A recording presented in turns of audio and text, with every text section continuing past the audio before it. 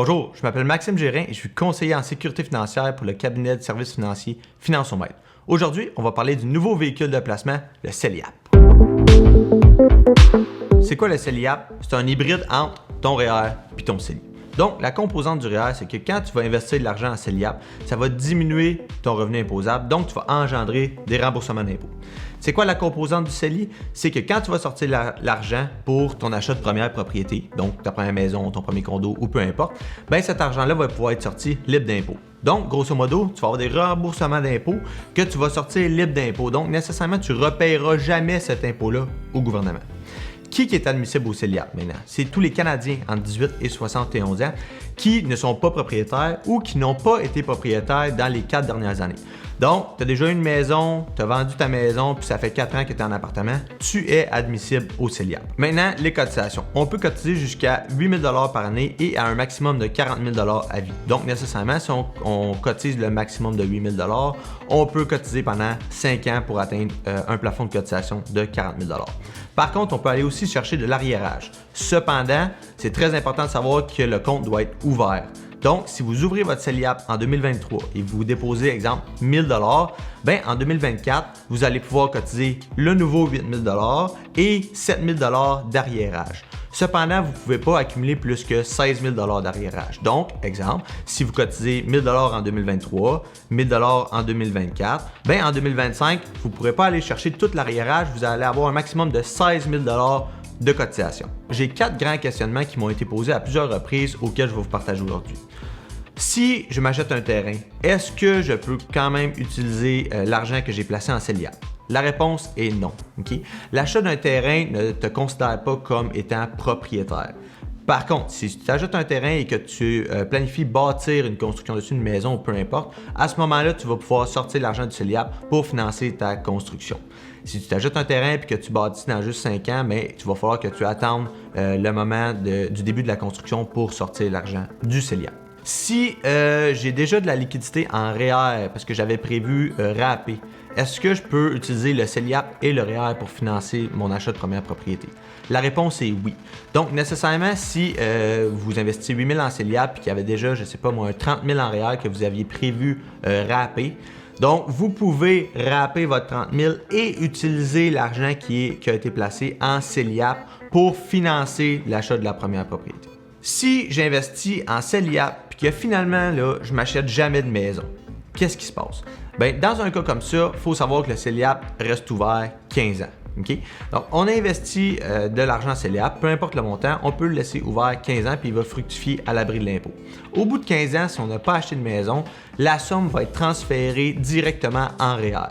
Donc, il n'y aura pas d'incidence fiscale entre le transfert du CELIAP et le REER. Ça n'engendrera pas d'impôt sur le moment. Par contre, évidemment, quand on va sortir l'argent en REER, ben, il va falloir payer de l'impôt.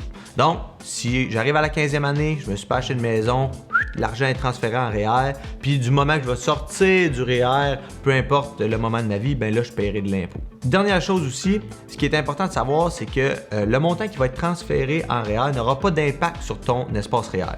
Donc, si tu as un CELIAP et que tu veux le transférer en REER, mais que pour X raison, tu n'as plus d'espace REER, ça va être quand même possible de le faire puisque nécessairement, il n'y a aucun impact sur ton espace REER. Finalement, si j'ai un conjoint de fait qui est propriétaire, est-ce que j'ai le droit au CELIAP?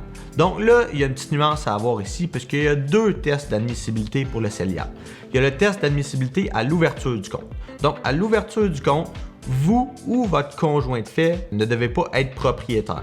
Par contre, à la sortie de l'argent du CELIAP, c'est seulement votre personne qui ne doit pas être propriétaire.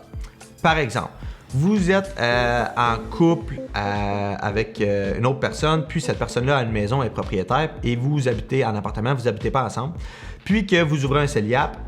Par la suite, vous déménagez avec cette personne qui est propriétaire de la maison. Puis, quelques années plus tard, vous voulez vous acheter une autre maison ensemble ou vous voulez acheter une partie de la maison dans laquelle votre conjoint est propriétaire. À ce moment-là, vous êtes admissible au CELIAP et à la sortie de la liquidité libre d'impôt. Pourquoi? C'est que quand vous avez ouvert le CELIAP, vous étiez en couple, mais vous n'étiez pas conjoint de fait. Vous êtes devenu conjoint de fait et le CELIAP était déjà ouvert. Donc, au moment de la sortie, vous passez aussi le test d'admissibilité puisque c'est seulement votre personne qui ne doit pas être propriétaire. Si on inverse la situation et qu'au moment où vous voulez ouvrir le CELIAP, vous êtes conjoint de fait avec évidemment votre conjoint qui est propriétaire, vous ne pourrez pas ouvrir le CELIAP. Si vous habitez dans la même maison, ça fait 1 an, vous êtes conjoint de fait, ils vont vous barrer à l'ouverture du CELIAP. Donc, conseil à retenir, c'est que c'est bien important d'ouvrir au moins un CELIAP lorsqu'on le peut, parce que même si on devient conjoint de fait par après avec une personne propriétaire, bien, on va bénéficier quand même de la sortie d'argent libre d'impôt, s'il a été ouvert, bien entendu, avant qu'on habite ensemble. Donc là, c'est bien beau, je vous explique le CELIAP. Cependant, il n'y a rien de mieux que les chiffres pour comprendre. Donc, je vous ai fait une petite situation. Évidemment, c'est pas un cas réel qui s'est passé dans le passé parce que le CELIAP est nouveau, mais j'ai fait une simulation de si quelqu'un maximisait ses cotisations à CELIAP dans le but d'acheter une maison dans 5 ans, qu'est-ce que ça pourrait avoir l'air au niveau monétaire. Donc, ici, on a un couple de 25 ans qui habitent ensemble, sont conjoints de fait, mais ils habitent en appart. Donc, aucun des deux est propriétaire. Ils font à peu près les deux 60 000 de revenus chaque. Okay? Et ils visent une maison dans 5 ans. Donc, la stratégie avec eux, ça va être de maximiser les cotisations CELIAP. Donc, pour la personne 1, il va mettre son 8 000 de cotisations par année pendant 5 ans. Donc, il va atteindre 40 000 de cotisations au bout de 5 ans. Par la suite, j'ai mis un rendement de 4% qui est assez conservateur sur 5 ans. Donc 4% annualisé sur 5 ans qui va donner à peu près au bout de la 5e année 5 064 $ de rendement. Ce qu'il faut comprendre, c'est qu'à chaque fois que chaque 8 000 de cotisation, dû à leur situation financière des deux couples et leur braquette d'impôt, il va avoir un retour de 37%. Donc pour chaque 8 000, on a un retour de 37% dans nos poches, un retour d'impôt. 37%, ça donne donc 2 969 $ de retour. Donc, à chaque année qu'on met le 8 000, on va avoir le 2 969 $ de retour. Avec ce 2 969-là, je l'investis en CELI pour qu'il continue à faire du rendement. Donc, grosso modo, on a, au bout de la 5e année, 40 000 de cotisation qui a été faite en CELIAP, donc 5 fois 8 000 $. On a eu 5 064 $ de rendement sur ce 40 000-là au fil des années, qui équivaut à 4% annualisé. Et on a eu un 14 845 $ de remboursement d'impôts, donc c'est les chaque année accumulés, qu'on a investi en CELI aussi à un rendement de 4%, qui nous a donné 1 236 $ de rendement. Donc, en CELI, on se retrouve à avoir 16 081 $, ce qui est chaque remboursement d'impôt par année et le rendement. Et en CELIAP, on se retrouve à avoir 45 064 $. Donc, au bout de 5 ans, une personne seulement dans le couple a un total de 61 145 $ d'accumulé dans le but de financer un achat de première propriété. Maintenant, vous me voyez venir, si les deux conjoints font la même stratégie, chacun de leur bord, ils vont avoir 61 145 x 2, 122 290 $ d'accumulé en 5 ans.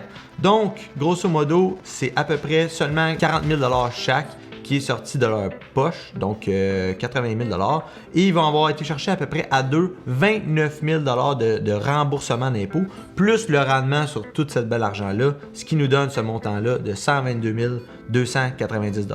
Si vous avez un projet d'achat de première propriété à court, moyen ou long terme, s'il vous plaît, considérez et utilisez le CELIAP.